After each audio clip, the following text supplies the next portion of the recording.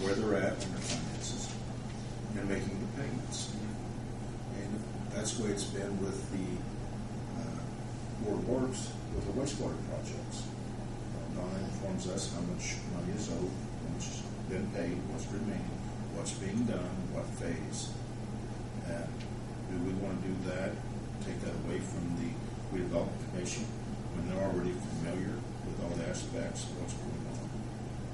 Is there a plus to do this? I mean, is it better for the Board of Works to do it? I don't really think so. I don't see any pluses. Well, I think if it's the Board of Works' responsibility, then I think the Board of Works should have ultimate decision on administration of the project, whoever's on the Board of Works. The TIF board is responsible for the TIF funding, so when we require funding for the project, we would ask the redevelopment commission for that. And that's what I always envisioned the TIF board's role as being. And I think they've been kind of overextended with the Greensburg project to what I was on the council that approved the initial formation of the TIF board. But I think they've kind of overextended what I always envisioned their role being. And the only thing I would interject is I think at this point you're really in policy. I think legally you're going to be able to do whatever it is that you want to do. I think frankly you're just at the policy stage when it comes to that, how you want to proceed from that point forward. But I think the purpose for today, and my understanding, the only purpose for today is just to make sure that the agreement is entered into, and then it can be submitted with all the other paperwork that's sent to NDOT to move forward on the project. I think we'll probably get ahead of the situation right here, but there are several options we can go with. Okay. Well, I guess getting back to this, Tim, and again on the non-discrimination part I pointed out, you said that we will be responsible to adhere to affirmative action requirements, but the way I read this, NDOT's going to be doing all the accepting all the bids from contractors. I guess I don't understand how we can. NDOT's running the whole show. How can we be held responsible Yeah, for something that they do? but the way I'm reading this contract on page 8 of 11 of the first part, that's basically what it says, that we're responsible to ensure NDOT is adhering to affirmative action. Sure. I would actually enjoy if Darren wants to give any opinion or Mark as to the effectuation of this agreement as to how it impacts the city. Because I think they're more versed to that issue than I am.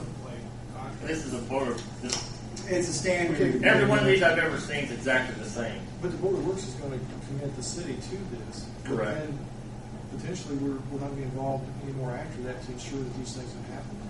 You are involved throughout the project to the same degree you've been involved with the wastewater project, the water plant project.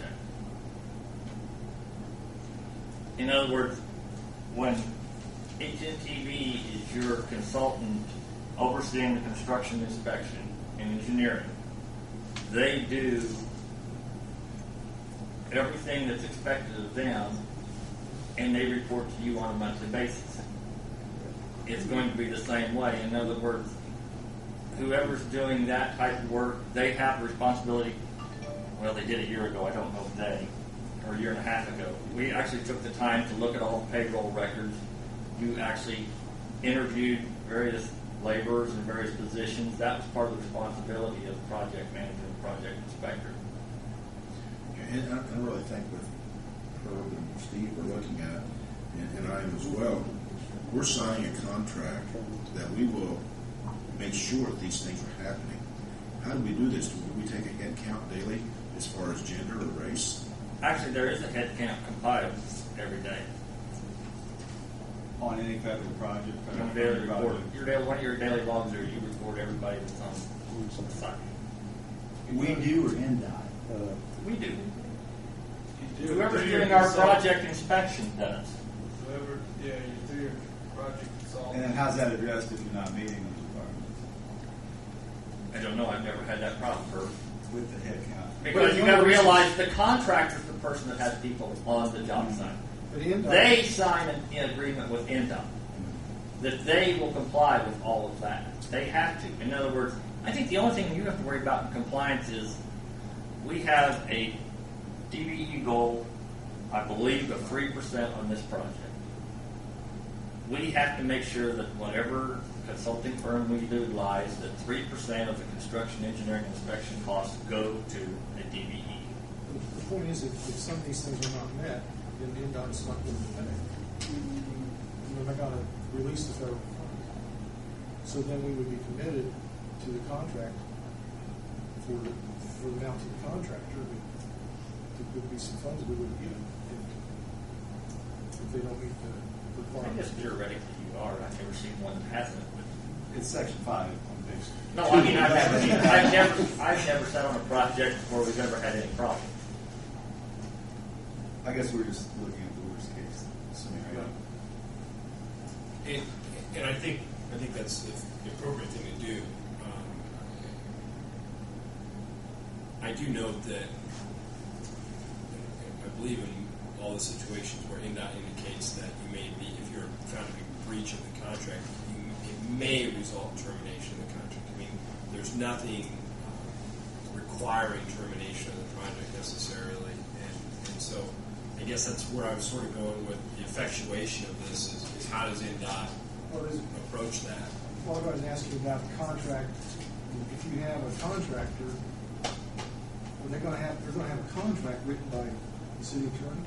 No, they'll be written by Indiana Department of Transportation. Okay, so they're going to agree to. They're going to get a contract just exactly the same boilerplate document, very similar to this. Okay, so then if they're not in compliance, then they're going to forfeit.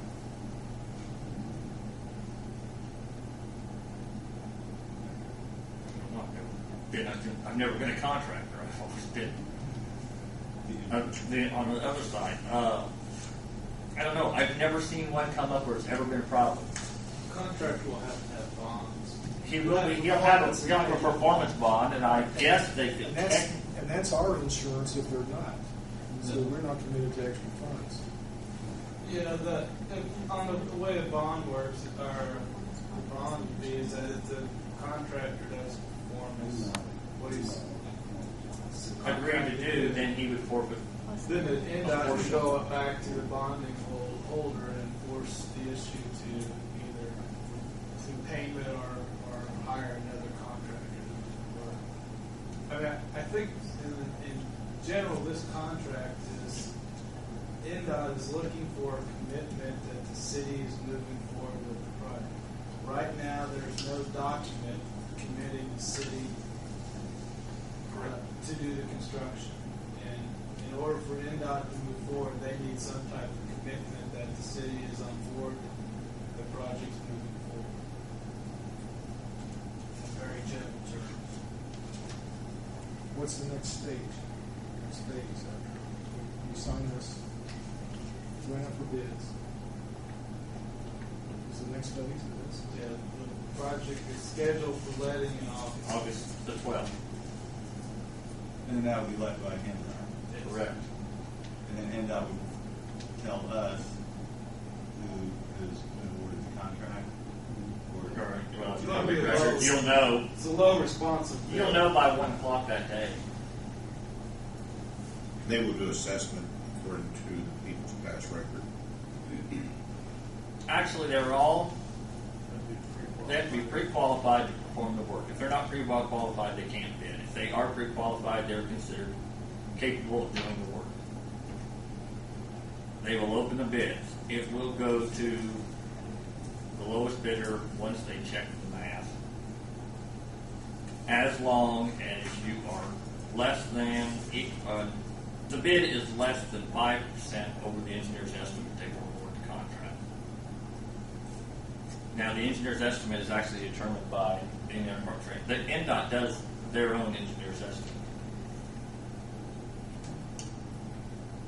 I guess another concern I have, I mean, as recently as last week, we've added, $25,000 or whatever it was to this project.